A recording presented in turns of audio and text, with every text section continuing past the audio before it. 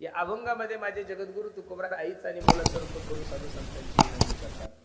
या समाजाचा जर विचार करू गेलो तर चार प्रकारचे वर्ग या समाजामध्ये. किती प्रकारचे दादा? चार प्रकारचे. पहिला वर्ग आहे जळजळणारा, दुसरा वर्ग आहे हळहळणारा, तिसरा वर्ग आहे तळमळणारा आणि चौथा वर्ग आहे कळवळणारा. या चार वर्गातच मला कीर्तन संपायचं, थोडं लक्ष द्या. पहिला जो वर्ग आहे तो जळजळणारा. या जळजळणाऱ्या लोकांचा विचार करू नका, हे गांजरगाव कुठेही पुढचे. दुसऱ्याचा बंगला पाहिल्यानंतर ज्याला मळमळ होती त्याला जळजळणारा म्हणतात. दुसऱ्याची गाडी पाहिल्यानंतर ज्याला त्रास होतो त्याला जळजळणारा म्हणतात. हे प्रत्येक क्षेत्रामध्ये. तुम्हाला असं वाटतं का तुमच्यामध्येच हे? आमच्यामध्ये तो ऊत आला या लोकांचा. संप्रदायामध्ये महापूर आलाय, महापूर. आपण बी सूर गातो याचं त्याला दुःख नाही, पण दुसरं एवढं स्वरात गातं कसं? मोठं खर्च आहे. आपल्याला वाजवता येत नाही याचं त्याला दुःख नाही, पण दुसरं एवढं गोड वाजवतं कसं? हेही मोठं दुःख नाही. आपण एवढे ज्ञानी असून आपल्याला लोक पैसेच देत नाही, हे काहीच न सांगून याला एवढे पैसे का देतात? हेही मोठं दुःख नच आहे महाराज. जळजळणार हे कोणता वर्ग आहे? जळजळणार. जळजळणाऱ्या लोकांचा विचार करू नका. दुसरा वर्ग आहे हळहळणारा. आज प्रत्येक व्यक्ती प्रत्येकाच्या दुःखानं दुःखी. महाराज सांगतात, जो देखे सो दुखिया बाबा, सुखिया कोई नहीं रे,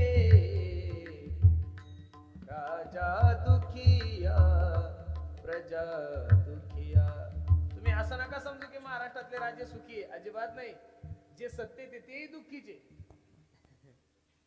आणि जे सत्तेत नाही ते सुद्धा दुःखीचे. जे निवडून आले तेही दुःखीचे, आणि जे पडले ते सुद्धा.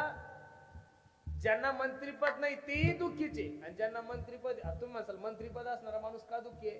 काही खातं आहे पण त्या खात्यात काहीच खाता येत नाही म्हणून तेही दुःखीचे. महाराज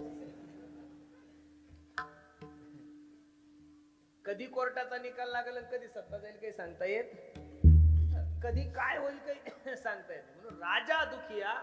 ज्या देशाची राजा दुःखी आहे त्या देशाची प्रजा कशी सुखी राहील? महाराज तुम्ही बघा ना. या 6 महिन्यात फक्त हे याच्यावर भुकल, ते त्याच्यावर भुकल, हे याच्यावर भुकल, ते त्याच्या भुकल. 6 महिन्यात शेतकऱ्यांसाठी एखादा निर्णय झाला का हो सरकारमध्ये? अजिबात नाही. एवढं अधिवेशन झालं महाराज. कोट्यवधी रुपयाचा खर्च करतात, हे फुकटचं खातात. 80-80 हजार रुपयाची एक रूम बुक करतात नागपूरला. हे काही यांच्या बापाची जागीरदारी नाही, तुमच्याने माझ्या गोरगरिबाचा पैसा आहे महाराज. त्याच्यातून एक सुद्धा एवढ्या अधिवेशनामध्ये एक सुद्धा निर्णय शेतकऱ्यासाठी नाही झाला. ना सोयाबीन साठी झाला, ना कपाशीसाठी झाला. अवघड झालं. मी माफी मागून एक वाक्य बोलू का? सरकार कोणाचाही येऊ द्या गड्या, तुमचा निर्णय लागणार नाही.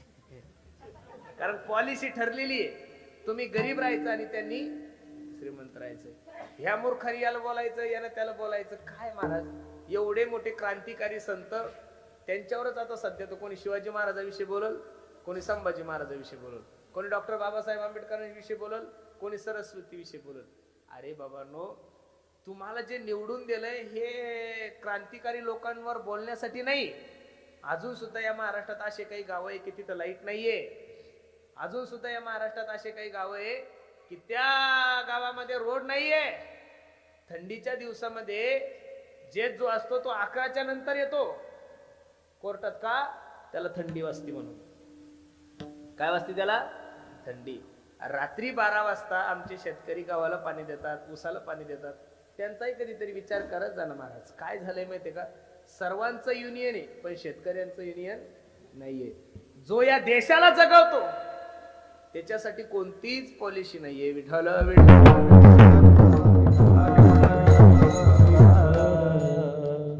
आपण काही या लोकांसारखी भिकारी नाहीये.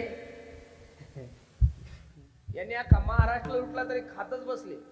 शेतकऱ्यांच्या ऊसाला जर 2500 रुपये भाव असेल ना, किती? 2500. तर शेतकऱ्याची अपेक्षा फक्त एवढीच असती, मला सरकारने 2600 किंवा 2700 भाव द्यावा. किती? एवढे कष्ट करून 200 रुपयाची अपेक्षा करणं का पाप आहे का महाराज? अहो यांनी अख्खा महाराष्ट्र लुटलाय तरी यांची पोट भरत नाहीये महाराज अजून. म्हणजे जगात सगळ्यात मोठे भिकारी जर कोण असतील तर हेच आहे महाराज. खरं सांगतोय तुम्हाला, ही वस्तुस्थिती आहे. अरे एका आमदाराला 1.5 लाख रुपये महिना असतो. किती? 1.5 लाख. मग 1.5 लाखाचं 5 वर्षाचं किती आहे? 2-3 कोटी. त्यांच्या प्रॉपर्ट्या पाणी. एकदा आमदार झाला की त्याच्या 25 पिढ्या बसून खातात. ही प्रॉपर्टी यांच्या बापाची आहे का? ही तुमची आणि माझी प्रॉपर्टी महाराज. अहो मी दररोजचे 2 कीर्तन करतो महाराज, ₹1,00,000 रोज तर मला बी आहे. नाहीये पण सांगतो. तुम्ही लगेच हिशोब नका धरू. अजून 2 एकरचा 7-12 नाही हो माझ्याकडे. नाही होत महाराज. खरं सांगू का, ज्या दिवशी या देशातले सर्व श्रीमंत लोक आपला आयुष्य आराम थांबवतील ना महाराज, त्याच दिवशी या गरिबांनी मोठं व्हायचे स्वप्न पाहिजे, तसे पाहिजे नाही. व्हिडिओ आवडला तर सबस्क्राईब करा. चॅनलला सबस्क्राईब करायला विसरू